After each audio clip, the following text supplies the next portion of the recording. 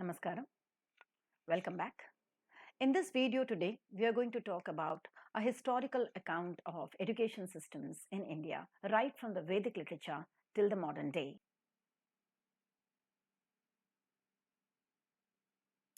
The history of ancient Indian education is rich and diverse, reflecting the cultural, philosophical, and intellectual achievements of Indian civilization.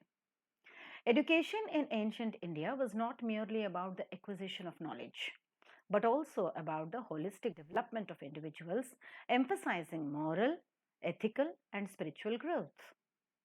This is the very first period, which is called as the Vedic period, which goes way beyond 500 before Common Era to maybe 1500 before Common Era. The Vedic period marks the beginning of formal education in India, where the primary source of knowledge was, of course, the Vedas, which are the sacred texts composed in Sanskrit. Education was orally transmitted, with the students memorizing and reciting the Vedas under the guidance of a guru or teacher. The education system was based on the Gurukula system, where students, who were called as Shishyas, lived with their teacher in an ashram or hermitage, often in forested areas. The Gurukul system focused on developing a student's intellect, character, and physical abilities alongside imparting religious and philosophical teachings. Subjects that were taught during the Vedic period included Vedic literature, obviously, grammar, logic, ethics, metaphysics, and astronomy. Physical education, including archery and martial arts, were also significant part of curriculum. The Vedic period definitely gave importance to the education of women as well. In the very first picture, you could see Gargi, who is supposed to be a wonderful scholar in the court of King Janaka, debating with Yagyavalkya, another giant personality in the king's court. The second picture talks about the debate that is going on between Adi Shankaracharya and Vandana Mishra. And who do you think is the judge between them? It is none other than Udaya Bharati, the wife of Mandan Mishra. So she also was equally educated and talented to judge the philosophical debate going on between Adi Shankara and Mandana Mishra. In the third picture, you could see Yagyavalkya sitting with his wives. Yagyavalkya had Maitreyi and Katyayani as his wives, of whom Maitreyi was very intelligent, almost as sharp and intelligent as Yagyavalkya himself is. The debate that goes on between Yagyavalkya and Maitreya also is a historical debate that all of us should read and understand if we really want to understand the philosophy of life according to the Indian culture. The Gargi Yagyavalkya debate and the Maitreyi Yagyavalkya debate, along with Shankara and Mandana Mishra debates, are some excellent debates that exist in the Vedic period to explain the Indian philosophy and spiritualism. The other women who are equally important and were scholarly during the Vedic period were Amrani, Lopamudra, Anasuya. So it is very wrong to think that the Vedic period did not allow the education for women. They were equally educated and were equally talented with men.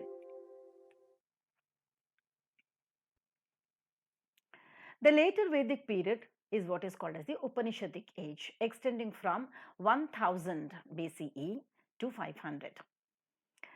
Now, the focus of education began to shift from ritualistic practices to the philosophical inquiries during this period, as reflected in the Upanishads, which are the texts that explore the metaphysical concepts and the nature of the self, Atman, and the universe, Brahman. Education emphasized self realization, ethical living, and the pursuit of truth. The Upanishadic period marked the development of critical thinking and exploration of complex philosophical ideas.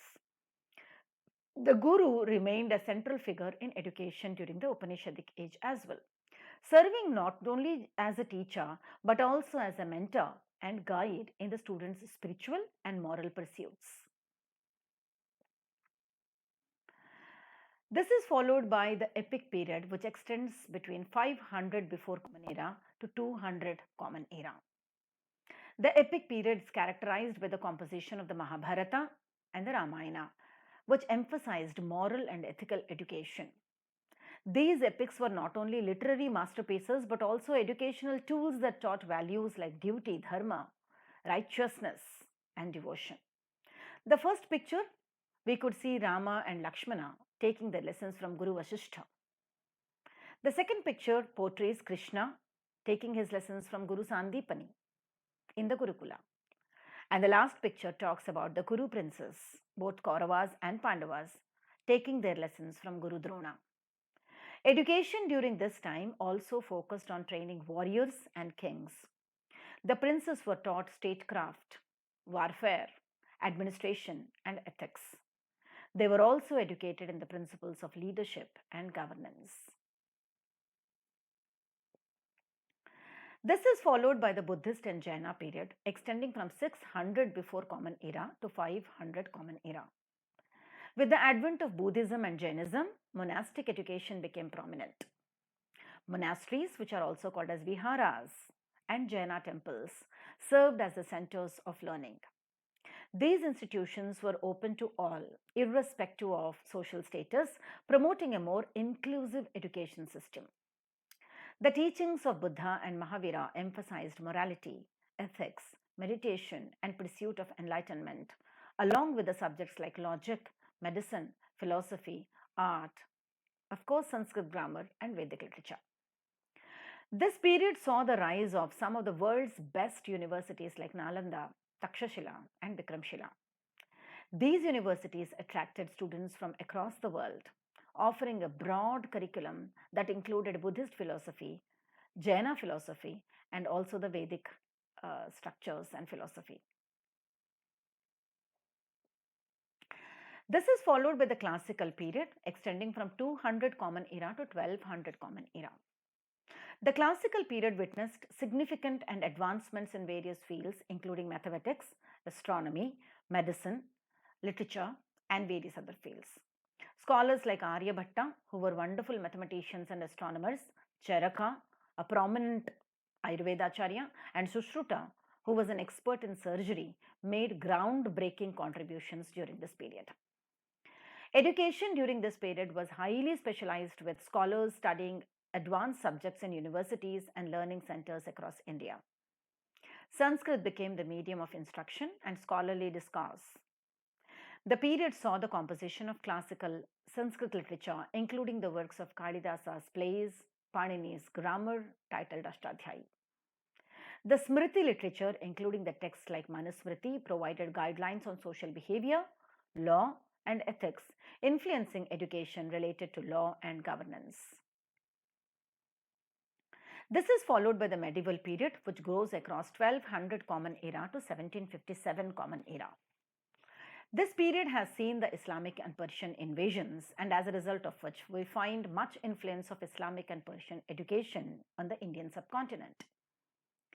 With the arrival of Islamic rulers, Persian and Islamic education systems were introduced. Madrasas, the Islamic schools, became important centers of learning, where all subjects were taught along with the Islamic texts. The integration of Islamic education with the traditional Indian systems led to a rich culture and intellectual exchange. Despite the new influences, traditional Indian education system tried to thrive, particularly in rural areas and among the certain communities. This era had seen the development of the Bhakti movement and the Sufi movement. The Bhakti and the Sufi movements also emphasized moral spiritual education, often through the vernacular languages. We could find a number of Santa like Gora Kumbhar, Santa Namdev, Jnaneshwar Mauli, Santa Kabir, Mirabai, Santa Tulsidas, and Bhakta Tukaram contributing to the writings of poetry and philosophical literature in the Indian continent. This is the picture of Nalanda Vishwavidyalaya. Sorry to say, but the invasions have ruined it, and it is Bhaktiar Khilji who had destroyed the Nalanda University, which has burnt away a number of books. This is the picture of Sharada Peeth, a Shakti Peeth located in Kashmir. This was destroyed by Sikandar Butshikan 500 years ago. A record of all this has been kept by the travelers who visited India in those days. Now, after the Islamic invasion from 1750s onwards, you could find the impact of British colonialism. The advent of British colonialism led to the decline of traditional Indian education systems. Macaulay's Minutes on Education in 1835 are worth quoting here. He, in the court of Queen Victoria, says, I quote, "We must at present do our best to form a class of persons, Indian in blood and color, but English in tastes, in opinion, and in morals, and in intellect, to serve the British Raj." The British introduced a Western style of education system as a result of this, focusing on English language and European subjects, which gradually overshadowed indigenous knowledge systems. Despite this decline, the principles and practices of ancient Indian education continue to influence modern education in India, particularly in the areas of ethics, holistic development, and the integration of spiritual and secular knowledge.